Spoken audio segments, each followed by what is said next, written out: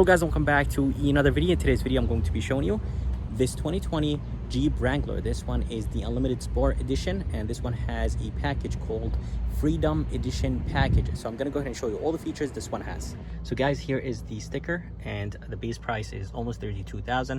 It has a Freedom Edition package, almost $6,000, and feel free to pause the video if you guys want to. And the price on this one is $45,000.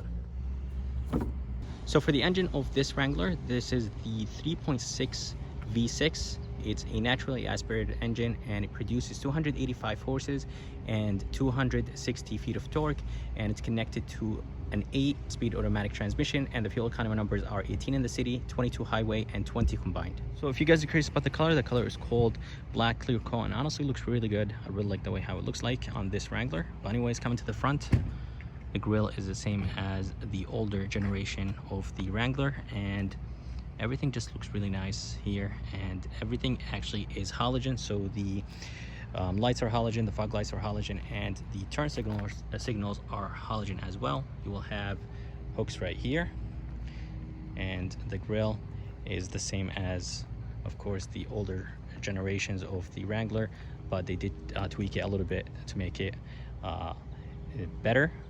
But anyways, I really like the look of it. But let's go ahead and move to the side, and I'll go ahead and show you the rest of it. So for the side view of the Wrangler, it's been the same since it was first introduced, and it's that box classic design that the Wrangler is well known for. But anyways, in the bottom you will have Jeep Wrangler right there, and right there is going to be the trail rated badge, and the fenders and the side step, everything is in ABS plastic, so it's just not painted plastic. And having it this way, it's much better for off-roading.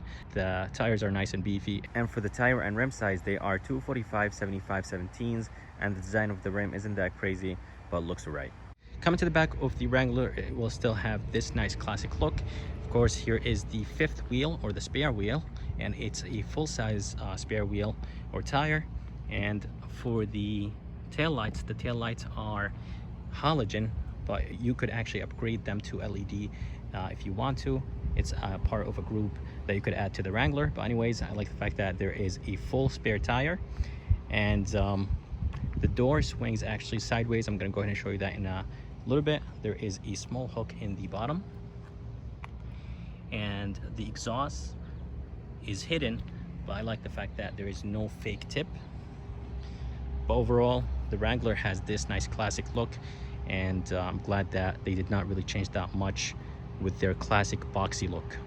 So here is the key for the Wrangler. It will have 4 buttons on it: lock, unlock, remote start, and a panic button. And it will have a physical key, but this one has push to start, so this one is just basically for the doors outside if you need to open the doors or use it for something else. But anyways, to turn on the Wrangler, all you have to do is just go ahead and lock it once and double click on the remote button.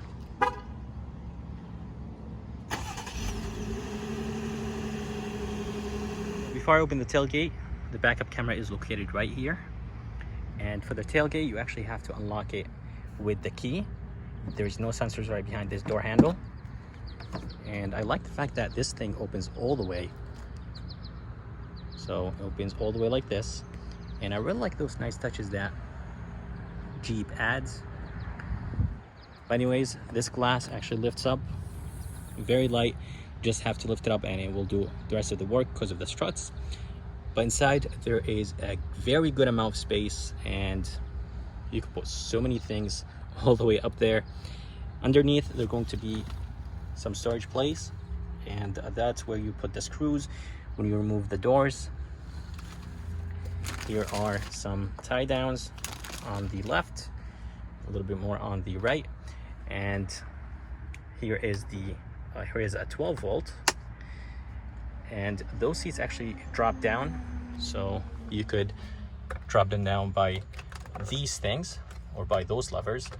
So I just dropped the seats down, and there is a good amount of space, and the seats are almost flat. I would say about 90% flat. They don't go any lower than that. That's the lowest they go, but still that's very, very good. And I just love the fact that there is a very good amount of space, and there is a good amount of headroom too as well. So let me go ahead and move to the front, and I'll go ahead and show you the rest. So on the door, there is really no trims or any fancy stuff on it. And of course, it's an off-road SUV, so it doesn't really have to be that nice. But this material right here is on the cheaper side, which I honestly don't really like. I wish it was on the softer side, at least the top portion of the door. The door handle is nice and light. Here are the mirror controls. Down here, the door locks. And the armrest is actually very nice and soft, which is very good. I'm glad Jeep did a really soft armrest. Some companies actually cheap out with the armrest if it's an off-road vehicle. Down here is plastic, which is expected. I really like the fact that there's a net. And basically the door is super simple, but let's go ahead and move inside, and I'll go ahead and show you the rest of this SUV. So the seats are nice and comfortable, and they're nothing crazy, and they are manual adjusted seats. But stepping inside, it's actually super easy.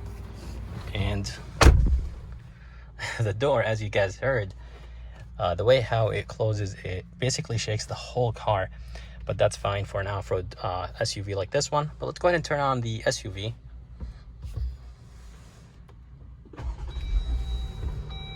And actually this V6 sounds really, really nice.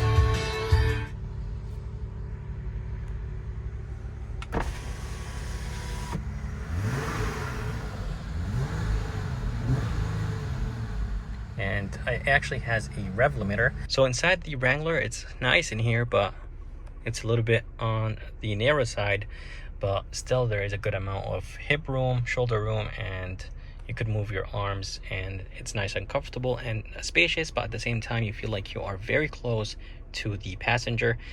Anyways, the steering wheel looks very nice, and it does not have a thick 10 and 2 grip, but the design is very nice. I really like the logo in the middle, and the way how they did the logo.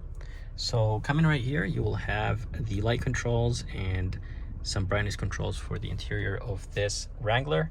The gauges look really nice, and you will have a screen in the middle.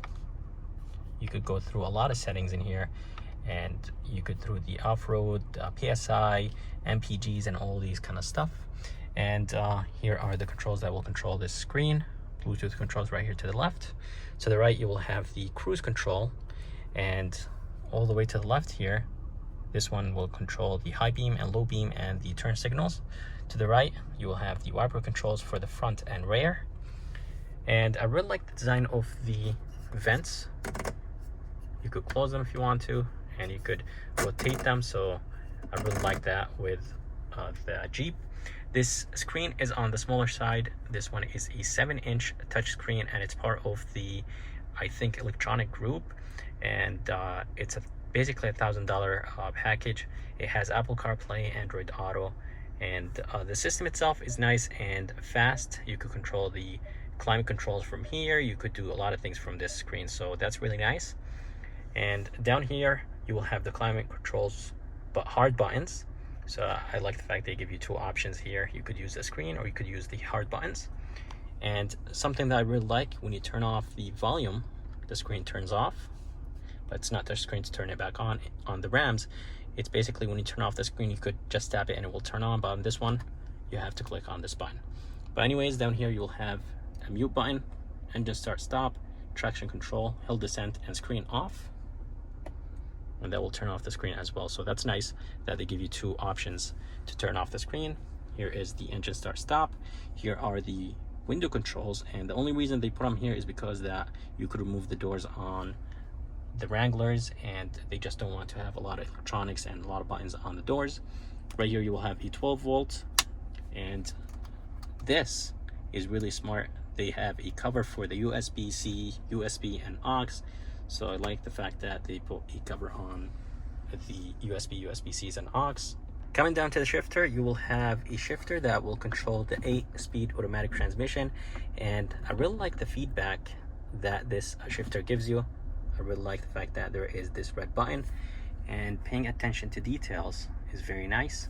It will have a sport mode, plus and minus. You could shift up and down. And here are the too low, for four-wheel drive low and neutral, and for high.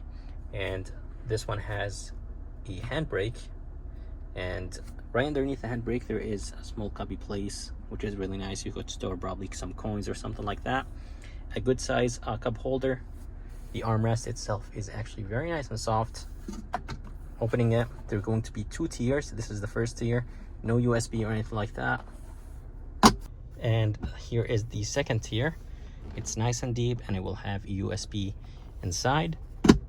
And right on top of the glove box, there's going to be this bar. Basically, you could just hold onto it if someone's going off-roading. But the box itself, or the glove box, is on the smaller side. It's very narrow, but it's nice and deep. And I really like paying attention to details right here. Wrangler is written on this grabber, and everything just looks nice. But the dashes and everything is plastic. This is plastic. I wish they change the surround plastic around the screen and make it a tiny bit better. But other than that, everything looks really, really nice. And let's go ahead and move to the back, and I'll go ahead and show you the back seats and the back door. Up here you will have a very nice thin bezel mirror, and it will have, of course, the dimmer. And up here there is no lights or anything like that. The visor is plasticky, and it has garage controls on it. And the good thing is that it has mirror, and it has some lights, and the lights are almost LED. They really don't look LED, but they're basically between halogen and LED, and I really can't really tell if they're LED or halogen, to be honest. But anyways, you could actually remove the top by unlatching these things, and bring the visor down just like this, and push this down, and the roof will come out. But I'm not gonna remove the roof because it's too much work. But anyways, that's how you remove the roof on the Wrangler. Super easy, and anyone can. The back door is the same as the front. It will have this hard plastic on it. Door handle feels the same as the front one. The armrest is nice and soft, and there is more storage place or net in the bottom. So for the second row, the seats are nice and comfortable. There is a massive amount of headroom, and there is a good amount of leg room. Not exactly sure what are those, but those are probably the storage places, but I honestly don't count them as storage places. They're not deep enough. I wish the lip was a little bit taller, so when you put something inside, it stays in there. There is a small cubby right here, vents in the back, and then you will have the controls for the rear windows. So guys, that's it for this video. I hope you guys liked it. I would like to thank Keith and Executive Dodge Jeep for providing me this 2020 Wrangler. If you guys are interested, I'm going to go ahead and put their link and information in the description of this video. And if you guys would like to see more videos like this, please subscribe and like this video, and I'll see you next time.